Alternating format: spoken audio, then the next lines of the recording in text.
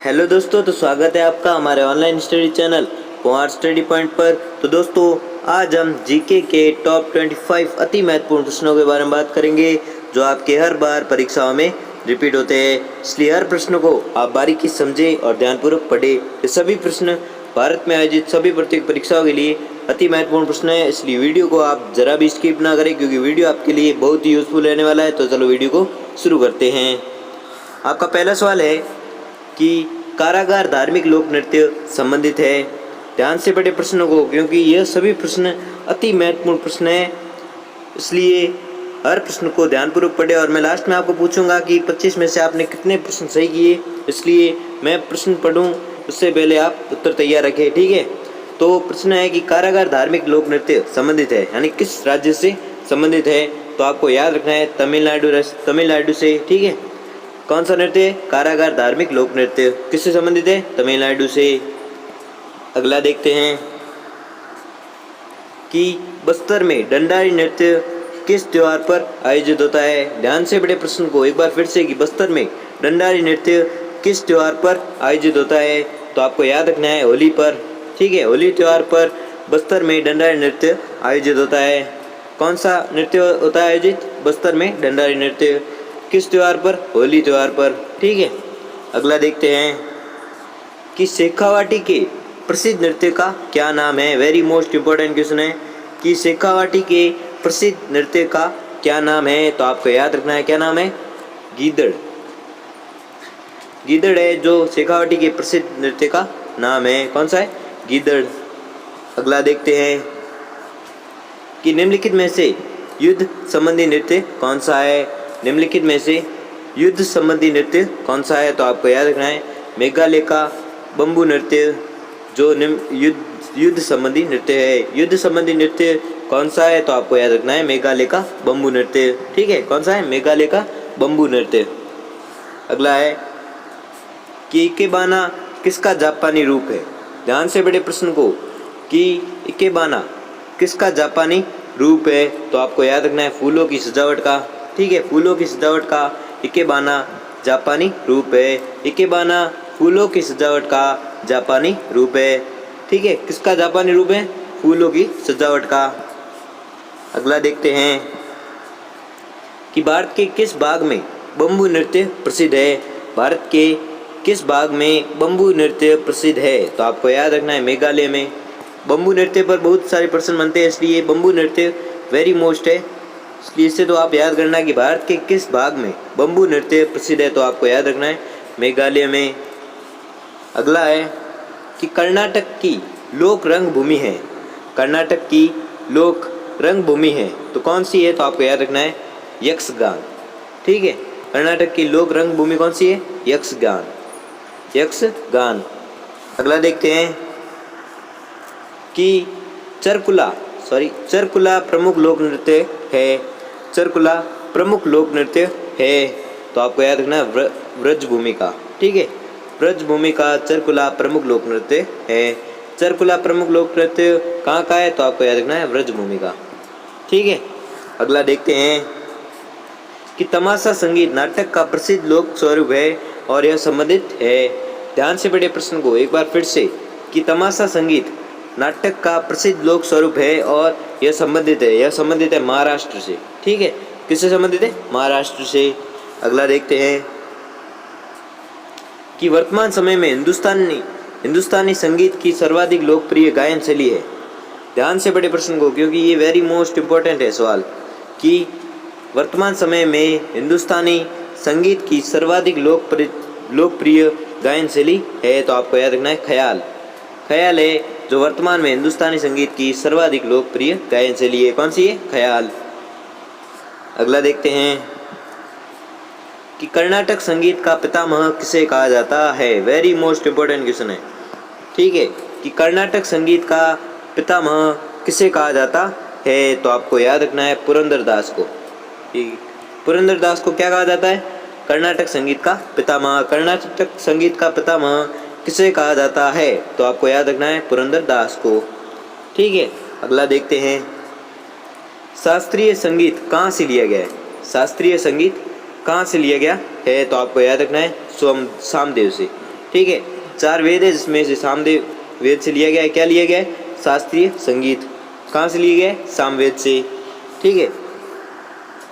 अगला सवाल है, गजलों का जनक किसे कहा जाता है? वेरी मोस्ट इंपॉर्टेंट क्वेश्चन है, वेरी मोस्ट इंपॉर्टेंट क्वेश्चन है कि गजलों का जनक किसे कहा जाता है। तो आपको याद रखना है अमीर खुसरो। ठीक है, अमीर खुसरो को गजलों का जनक कहा जाता है। किसे कहा जाता है? अमीर खुसरो। अगला है कि राग देश किस प्रहर गाया जाता है? राग देश, ध्यान से पढ़े प्रश्न को, कि राग देश किस प्रहर गाया जाता है। तो आपको याद रखना है रात्रि के द्वितीय प्रहर में। ठीक है, रात्रि के द्वितीय प्रहर में राग देश गाया जाता है। ठीक है, राग देश किस प्रहर में गाया जाता है? तो आपको बताना है रात्रि के द्वितीय प्रहर में। अगला देखते हैं कि प्रातः काल में गाया जाने वाला राग है, गया नहीं है, गाया है। ठीक है, प्रातः काल में गाया जाने वाला राग है। तो ठीक, प्रातः काल में गाया जाने वाला राग कौन सा है? तो आपको याद रखना है दरबारी। ठीक है, प्रातः काल में गाया जाने वाला राग कौन सा है? दरबारी। अगला देखते हैं कि शास्त्रीय संगीत के सिद्धांत की विवेचना कहाँ की गई है। ध्यान से पढ़े प्रश्न को, कि शास्त्रीय संगीत के सिद्धांत की विवेचना कहाँ की गई है। तो आपको याद रखना है सामवेद में। ठीक है, शास्त्रीय संगीत के सिद्धांत की विवेचना कहाँ की गई है? तो आपको याद रखना है सामवेद में। अगला देखते हैं कि पंडित भीमसेन जोशी के क्रियाकलाप का क्षेत्र क्या होता है। ध्यान से पढ़े प्रश्न को, कि पंडित भीमसेन जोशी के क्रियाकलाप का क्षेत्र क्या होता है। तो आपको याद रखना है क्या होता है? शास्त्रीय संगीत। वापस से पढ़े प्रश्न को, कि पंडित भीमसेन जोशी के क्रियाकलाप का क्षेत्र क्या होता है? शास्त्रीय संगीत होता है। क्या होता है? शास्त्रीय संगीत। अगला देखते हैं कि प्राचीनतम हिंदुस्तानी गायन शैली है। प्राचीनतम हिंदुस्तानी गायन शैली है। तो यानी सबसे प्राचीनतम हिंदुस्तानी गायन शैली कौन सी है? तो आपको बताना है कौन सी है? ध्रुपद। ध्रुपद है जो प्राचीनतम हिंदुस्तानी गायन शैली है। अगला देखते हैं कि सुविख्यात ठुमरी गायिका गिरिजा देवी का संबंध है। ध्यान से पढ़े प्रश्न को, कि सुविख्यात ठुमरी गायिका गिरिजा देवी का संबंध है। तो आपको याद रखना है किससे संबंधित है? बनारस घराना से। ठीक है, वापस से पढ़ते हैं प्रश्न को, कि सुविख्यात ठुमरी गायिका गिरिजा देवी का संबंध है। तो आपको याद रखना है बनारस घराना से। ठीक है, किसका संबंध है? ठुमरी गायिका गिरिजा देवी का। ठीक है, ठुमरी गायिका गिरिजा देवी का संबंध किससे? बनारस घराने से है। अगला देखते हैं कि उमाकांत और रमाकांत गुदेचा बंधु क्या है। ध्यान से पढ़े प्रश्न को, क्योंकि ये वेरी मोस्ट इंपॉर्टेंट क्वेश्चन है। ठीक है, कि उमाकांत और रमाकांत गुदेचा बंधु क्या है। तो आपको याद रखना है ध्रुपद गायक है। ठीक है, ध्रुपद गायक उमाकांत और रमाकांत गुदेजा बंधु है। ठीक है, उमाकांत और रमाकांत गुदेजा बंधु क्या है? तो आपको याद रखना है ध्रुपद गायक है। अगला देखते हैं कि निम्नलिखित में से कौन सा एक देव नृत्य है। निम्नलिखित में से कौन सा एक देव नृत्य है? वेरी मोस्ट इंपॉर्टेंट क्वेश्चन है। देव नृत्य के बारे में बहुत बार पूछा गया है कि निम्नलिखित में से कौन सा एक नृत्य देव नृत्य है। तो आपको याद रखना है कुचिपुड़ी। कुचिपुड़ी नृत्य है जो एक देव नृत्य है। ठीक है, कौन सा नृत्य? कुचिपुड़ी। अगला देखते हैं कि निम्न नृत्य शैलियों में से किसका उद्गम पूर्वी भारत से है। ध्यान से पढ़े प्रश्न को, कि निम्न नृत्य शैलियों में से किसका उद्गम पूर्वी भारत से है। तो आपको याद रखना है कौन सा है? मणिपुरी। ठीक है, निम्न नृत्य शैलियों में से किसका उद्गम पूर्वी भारत से है। तो आपको याद रखना है मणिपुरी से। ठीक है, मणिपुरी नृत्य शैलियों में निम्न नृत्य शैलियों में से किसका उद्गम पूर्वी भारत से है। तो आपको याद रखना है मणिपुरी। अगला देखते हैं कि अच्छन महाराज का क्षेत्र है। ध्यान से पढ़े प्रश्न को, कि अच्छन महाराज का क्षेत्र यानी किस क्षेत्र में वो प्रसिद्ध थे। अच्छन महाराज, तो आपको याद रखना है नृत्य। ठीक है, अच्छन महाराज का क्षेत्र है नृत्य। ठीक है, अगला देखते हैं कि बिंबावती देवी किस प्रकार के नृत्य के लिए सुविख्यात है। ध्यान से पढ़े प्रश्न को, कि बिंबावती देवी किस प्रकार के नृत्य के लिए सुविख्यात है? तो आपको याद रखना है किस प्रकार के नृत्य के लिए सुविख्यात है, तो आपको याद रखना है मणिपुरी। ठीक है, बिंबावती देवी किस प्रकार के नृत्य के लिए सुविख्यात है, तो आपको याद रखना है मणिपुरी। ठीक है, मणिपुरी नृत्य से सुविख्यात है बिंबावती देवी। अगला देखते हैं कि रंगीलो भारत के किस क्षेत्र की प्रमुख लोक कला शैली है?